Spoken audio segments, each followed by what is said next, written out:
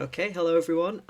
Welcome to the first episode of this this YouTube channel, Chess Basics in under 15 minutes. So this first one, we're gonna introduce you to the pawns. We're gonna take you through the basics of how they move and maybe their special moves, what they can do, and then we will move on to some strategies and basic ideas that you might want to look further into or that I can cover in more in depth in later videos. So this is just a basic coverall, so you kind of understand what's going on, and well, let's just get into it. So pawns are these little pieces here that you probably heard of. There's 8 of them at the front when you start a game of chess. We'll see them all laid out in a little bit. But pawns can either move 1 or 2 spaces on their first move. So pawns can either do this, or they can go like this. But after they have moved, like after they've moved, whether it's 1 or 2, they can only then carry on moving 1 space at a time. Okay, that's it. So let's just make some moves for both sides. So pawns, they're actually based on like Spartans, right? Or other warriors of that era, where they had like a shield in one hand and they'd have their sword in the other, so they'd actually protect the guy to the side of them. So pawns actually take diagonally and not in front of them. So if it's black's turn to move, so black will take this pawn here, just like that. Just takes it, and there you go, takes diagonally, and we continue. So the king will move. I've just put some moves in because pawns have a special thing when they get to the end of the board, which is why pawns are very good in the end of the game. Pawns can turn into any other piece when they, apart from a king or a pawn. So you see all these options that I'm getting here. Pawns can turn into another piece when they get to the end of the board, so that they're not very powerful. There are a lot of them, but as one famous grandmaster said, pawns are the soul of chess. So when they get to the end, they are very, very useful because they can become the most powerful pieces on the board. Okay, so that's how they move and what happens when they reach the end. Because pawns can't go backwards. Once you've made a pawn move, that pawn move is done. That's something you might want to consider. So this next part, I mean, if you play online, you should be able to. You can only make legal moves online, so it should help you. But that's how pawns move. Pawns also have another special move, apart from being promoted. That's what it's called, promotion, when they get to the end. So, like I said before, pawns can either move 1 or 2 spaces on their first move. So if I go here, black can take, and he takes the pawn, right? Fair enough. But if I go like this, because this is a special move of a pawn made able to move 2, black can take like this. And when I played this lower down, I get called a hacker. But this is called taking en passant. So it's like, because his pawn has run past this pawn, he gets a take behind him. And that's the only time you ever get to do that, when pawns are close enough and they get passed by a pawn moving 2 spaces. But you can take en passant, and it is a bit of an unusual move, but it's something you will consider. And it's quite a cool move to play, really, because it's the only time pawns don't really take a piece that's sort of landing there. Okay, so that's all the pawn moves. That's all of the different things they can do. So how do we use it? How do we actually use pawns? Okay, so this is how a chessboard is set up at the start. You can see we've both got 8 pawns, and all our pieces are blocked in. So the problem is our pawns blocking our pieces. So we need to get our pieces out in the middle of the game. So pawns, generally, you want to move your middle pawns, like these pawns, so you can open up your pieces. So let's just play e4, e5. So now we've got plenty of room for our pieces to jump out. And so I'll just play a few more moves so we can see. So now we've got room for our knight to come out. And we throw another pawn in. And look at we've got all of this space now for our pieces to come out. So we've got plenty of room. And we just want to develop our pieces. So these pawns are very useful in the opening for making space, grabbing areas with the board, and letting us get our pieces out. It's very useful. Okay, so that's what you should be doing at the start with your pawns. don't be too hasty and just like push the pawns at the end and like try and get your rook around and stuff like that. That's too slow. What you want to do is the middle pawn's generally good. Okay. So, apologies for all of the arrows. I've set this up to prove a point. So I'm just going to be making moves. So pawns, when you move them, because you can't move them backwards, every pawn move's permanent. So every pawn move makes a weakness, right? Because you can see all the squares that these pawns are controlling here. They control the square that they're on, and also the squares in front of them. So when you've got a line like this, they control all of them. But when you play like pawn to g3, for example, now this square is not protected by anything, and this square is less protected. Okay? But now we are controlling these squares. We'll just play some more moves to help. So now I've made this one. So now both of these pawns.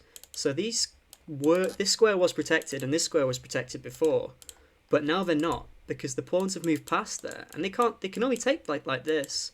They can only take these squares. So this actually shows that there's a lot. When you create a weakness, the bishops and stuff can land on these squares as if your pawns are even there. Okay. Like it says on the comments, it's a bit nonsense, this position, but you've got to think about this. Like when you make a pawn move, you make a weakness. It's just tit for tat, really. You've just what it is. So, but another thing to think about is so the pawns are sort of protecting each other diagonally. You can see this guy, because he can take diagonally. He's protecting his friends on either side. So more often than not, the bottom of this pawn chain, as they are called, is the target for an attack, because these are, you can have them protecting each other all the way up, and the bottom one is usually the weak link. Okay, so pawns so what have we got so far? We know how to move them, we know how to open the game with them, and we know that if you move a pawn, you can't undo it, and you will sometimes make a weakness on some squares. So you have to think about what you're doing. Okay, let's carry on. Let's whip through this so I can get it in under 15 minutes, because I cannot video edit. Okay, so pawns are also very useful to sacrifice, okay? So what is a sacrifice? It's giving up material for some form of compensation. So this is the King's Gambit. You might have heard on Netflix the Queen's Gambit. Well, this is the King's Gambit because it's a similar move on the King's side. So black accepts the Gambit. So it's a free pawn. He's just taken a free pawn and now protecting that pawn. And what has white got in return for this? Well, white has got what is known as tempo. So he's gained time by giving up a pawn. Black has wasted a move taking it and protecting it. So instead, now what we've got a big centre, all our pawns are controlling here. Our bishop can come out, we can get castled, and we're ready to play on. So sometimes you can give up pawns or pieces, but pawns are good for this. You can give up pawns for to gain time or open space or open lines. It's something I covered in the Alpha Zero attack video, if you haven't checked that out. Pushing your G pawn mainly to get rid of it, or your H pawn to get rid of it, so you can start attacking. But you can get rid of pawns to get quick development. I would definitely recommend looking into the King's Gambit, as it's one of my favourite openings. Okay, so this is a game that I played. So this is where we're going to start. Currently, white is threatening to checkmate on h7. So pawns can be used as a crowbar. This is one of the only moves to defend that mate. So pawns can be used as a crowbar. So this is a bit more of an advanced idea. So we're going to push our h-pawn now. So what we want to do is open up the rook on h1. So you see this rook here. We want to open it up so we can start blasting through the black defense. Okay. Knight b6. This is a bit too slow, but you can't take this because they've still got the same mate threat. So I'll just show that. Takes, and mate. So we go back. So we're going to take here. We're opening up our rook. Trying to bust through. So this pawn's like a crowbar, opening up the position. Pawn takes and knight takes. So this is a proper sacrifice. And our queen comes in. If say you defend with the rook, then we just mate like this. But oops, sorry, not with it today at all. So knight takes, rook takes, queen takes, king moves. That's the only move because our rook is swinging in. And now the rook does swing in, king moves away, and our queen checks here, and black resigned here because you just can't stop queen to here, mate. So the pawns can be used as a crowbar. Let's look back at this. Because we want to keep our attack going. So we've got this long range attack going on, focusing on here. So we use h5 to try and bust open the position and try and bust black open. And if you take, you busted. So it's not really a sacrifice. Okay, so how much time we got left? We got 5 minutes. Okay, let's quickly rush through. Okay, so quite often what you'll get in games is a pawn structure, right? The structure of the pawns, just because you can't move them back, so you end up getting sort of sometimes a locked structure, sometimes open. So what I'm going to look at this is the French defense. We get d5, e5, c5, c3. So this is all standard sort of theory, standard opening. Knight c6, knight f3, queen b6, bishop e2, bishop e7. Right, so now you can see all of white's pawns are here, and I'm just going to make a couple more moves. So this isn't necessarily a good move, but this is a good idea you'll get locked pawn structures or fixed pawn structures like this, where the pawns can't go any further because they're blocked by the opposition pawns, or pieces in some cases. So how can we progress around this? So we maybe want to attack on the flanks now, because the centre's all blocked up. So we want to attack on the sides, or we want to use what is called a pawn break or lever to try and open up the position sometimes in our favour. So maybe we want to play pawn to b3, and trying to open up this area here, attack this end of the pawn chain, open up some lines, and maybe try and start attack on this side. But generally, the way your pawns are pointing is where you want to be attacking, because that is like where your space advantage is. So white has got a space advantage on this side of the board, on the right hand side of the board. So maybe an idea would be to try and get your pawn to f5. So we move on. Oh, sorry. Let's just get rid of all these arrows. Oh fuck, bloody! Can't ever get rid of arrows on this. It's annoying. Right. Okay. There we go. So maybe we want to move our knight somewhere. Let's just play knight here. Make a move for black, and now we play f4, and we try and get f5 in. And we try and bust open the position and start attacking on the king side. So pawns can be used to open up the position for the rest of your pieces, and maybe undermine structures, and just give you like the skeleton of your structure sort of to move around. So it's like the pawns are sort of the skeleton, and the pieces are like the muscles or the organs, like trying to figure out what you need to do.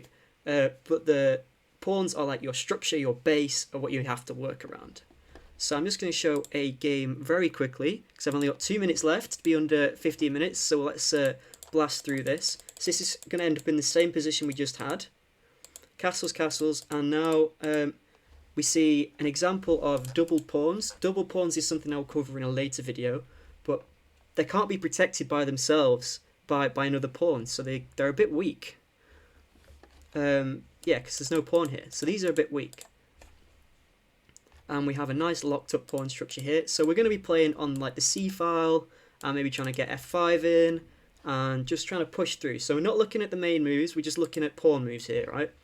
b4, so we've got a pawn sacrifice now. We're trying to open the lines up in front of the king. So we're giving up this pawn, so we can throw the rooks here and try and bash the enemy king. And there we go, so we're getting our pieces in front of the king now, because we've given up the pawns here, and we're moving around the skeleton that we've got, because the centre's locked up. We're playing on this side of the board now. We're playing over here, because we can't play anywhere else. And see, now we've got the other rook here. King moves out the way, because he's scared. And yeah, so I'm gonna okay, we take that weak pawn as well. We just grabbed that pawn on h6, couldn't be defended, so we just grab it. And we're attacking this pawn, and the king has to come around and defend it. So now we're going to move our attack onto this side of the board, because our pawns are facing this way, and we have control over here. So I might play through this game another time, because we want to go under 15 minutes.